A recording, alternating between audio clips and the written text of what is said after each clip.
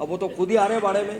अच्छा देवड़ा साहब, एक बड़ा सवाल ये कि आपने जो कमलनाथ का गढ़ है जहाँ से उनके बेटे लड़ रहे हैं नकुल नाथ, वहाँ पे एक ऐसे व्यक्ति दिया नकुल नाथ को या कोई अंदर से कोई आपकी सेटिंग है आपस में कमलनाथ के साथ? चुनाव कोई व्यक्ति नहीं लड़ रहा, चुनाव भारतीय जनता पार्टी लड़ रही है और कमल का फूल चुनाव चिन्ह है।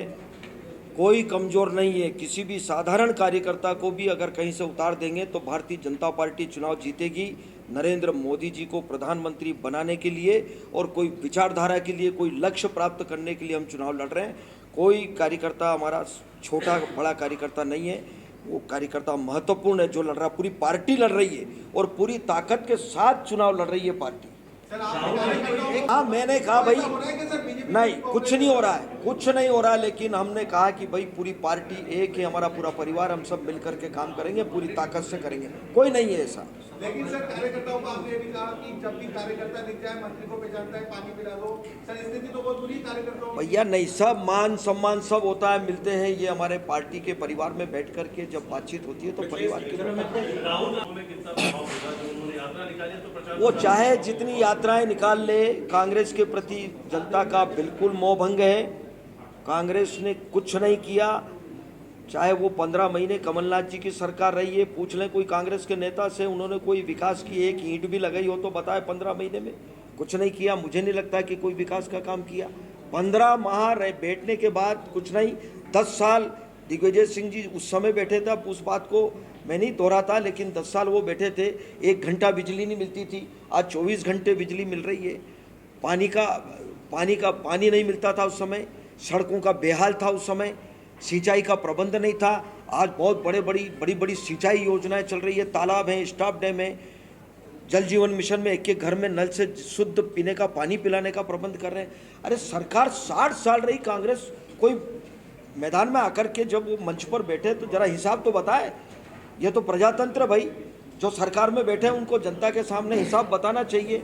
हम हिसाब बता रहे हैं भारतीय जनता पार्टी का। अटल जी बैठे तो उस समय क्या काम हुए, मोदी जी 10 साल रहे, हमने क्या काम किए, मध्य प्रदेश में सरकार रही, हमने क्या काम किए, ये प्रजातंत्र में जनता के सामने उनको बताना चाहिए और ये हम बता रहे हैं। कौन जो बरसों से दरी बिछाने का काम कर रहे हैं, पार्टी के जो कर्मठ कार्यकर्ता हैं, बाहरी पूरा मान सम्मान है उनका, पूरा मान सम्मान है। ये उन्हीं ने संघर्ष किया है, धारा 370 हटाने के लिए उन्होंने झंडे उठाए, मुखर्जी, डॉक्टर श्यामा प्रसाद मुखर्जी के नेतृत्व में।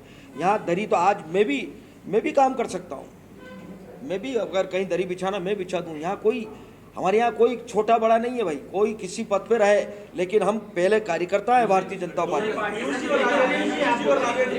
विधानसभा चुनाव में आप और आदिवासी सीटों पर उतना बेहतर परफॉर्मेंस आपका रहा नहीं था जितना होना चाहिए, तो क्या कुछ रणनीति, क्योंकि कांग्रेस ये कह रही है कि ऐसी सीटें जो आदिवासी बहुल है वो इस बार कांग्रेस के कब्जे में होगी और विधानसभा चुनाव के परिणाम कहेंगे कुछ कब्जे में नहीं होगी। 29 सीट पर भारतीय जनता पार्टी चुनाव जीतेगी, सुपड़ा साफ होगा और मुझे तो लगता है 400 पार का जो कहा है 400 पार ही होगा।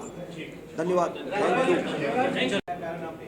कांग्रेस के प्रति लोगों का बिल्कुल भी विश्वास नहीं है, इसलिए मुझे तो ये लग रहा है कि आप देख रहे हैं कि मध्य प्रदेश में भी और देश में भी कई कांग्रेस के बड़े बड़े नेता कांग्रेस की रीति नीति से नाराज होकर के, उनके जो काम हुए जैसे उससे नाराज होकर के भारतीय जनता पार्टी की रीति और नीति से प्रभावित होकर के पार्टी में ज्वाइन हो रहे हैं और उनका स्वागत है, अभिनंदन है। इसलिए उनके बाद मुझे नहीं लगता कोई तैयार होंगे। जो वातावरण है देश का, उसमें अब कांग्रेस के उम्मीदवारों के भी उनके मुझे लग रहा है कि बड़ा विचार करना पड़ रहा है कि कौन लड़े, कोई तैयार है या नहीं है।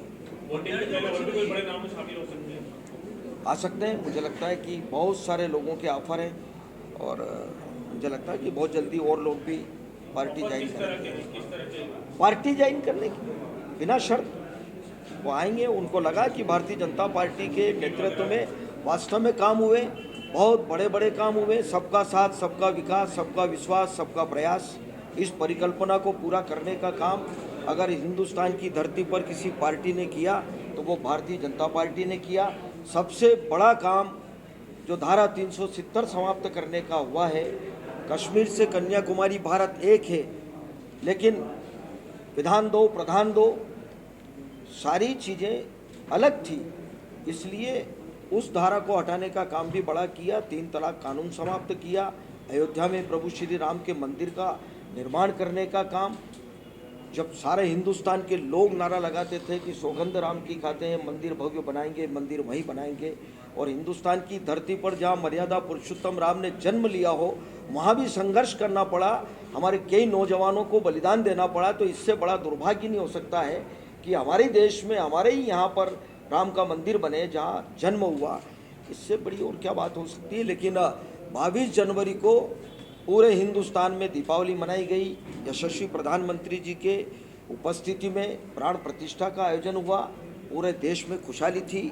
मुझे लगता है कि बहुत बड़े बड़े काम और विकास की बात करें तो चाहे वो सड़कों के मामले में हो, पूरे हिंदुस्तान में जाल बिछा, वो 8 लाइन की बात हो, फिर चाहे वो जहाँ सड़कों का हो, रेलवे स्टेशन का हो, एयरपोर्ट का मामला हो, और भी जितने डेवलपमेंट हुए, और मूलभूत आवश्यकताओं की पूर्ति आज तक कांग्रेस में देश की आज़ादी के 75 साल के बाद लगातार 60 साल तक मुझे लगता है कांग्रेस ने राज किया, लेकिन मूलभूत आवश्यकताओं की पूर्ति, गरीब आदमी के बारे में कभी उन्होंने विचार नहीं किया। हम सब विचार करेंगे तो लाखों परिवार आसमान के नीचे, खुले आसमान के नीचे ज़िंदगी जीने को मजबूर थे। वो रेलवे स्टेशन के किनारे, गंदे नालों के किनारे कीड़े मकोड़े की तरह लोग अपनी ज़िंदगी बिता रहे थे, और आसमान के नीचे प्लास्टिक की सीट लगा करके वो ज़िंदगी बिताते थे। आज तक मुझे नहीं लगता कभी कांग्रेस के लोगों ने विचार किया हो कि उस गरीब आदमी के माथे पर भी छत का प्रबंध होना चाहिए। मैं धन्यवाद दूंगा नरेंद्र मोदी जी को, पूरे देश की जनता, कि उन्होंने कम से कम ये संकल्प लिया और उन्होंने कहा कि 2024 तक हम हिंदुस्तान की धरती पर कोई भी गरीब आदमी ऐसा न रहेगा जो खुले आसमान के नीचे रहेगा, उसके माथे पर छत का प्रबंध होगा। और केवल एक मकान देकर के उन्होंने काम समाप्त नहीं किया, उन्होंने उज्ज्वला योजना के तहत हर गरीब से गरीब के घर में जहां प्रधानमंत्री आवास थे उनको गैस के चूल्हे के कनेक्शन देने का काम किया, शौचालय का प्रबंध किया। कोई बीमार हो जाए तो आयुष्मान भारत में आयुष्मान कार्ड उन्होंने दिया, जिसमें 5 लाख की गारंटी मोदी जी ने गरीब आदमी को दी।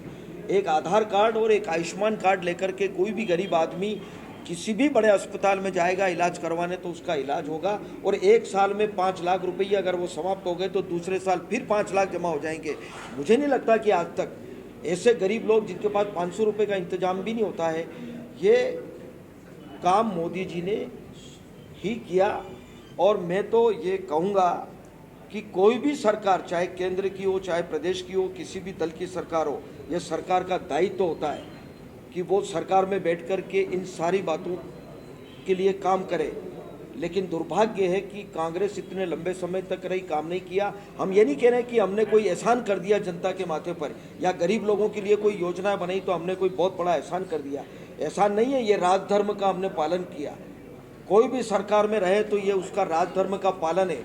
मैं अगर कोई काम करूं, अगर कोई जनप्रतिनिधि होने के नाते, तो ये मेरा कर्तव्य है, ये मेरा राजधर्म है, मुझे करना चाहिए। सर, कांग्रेस अभी तक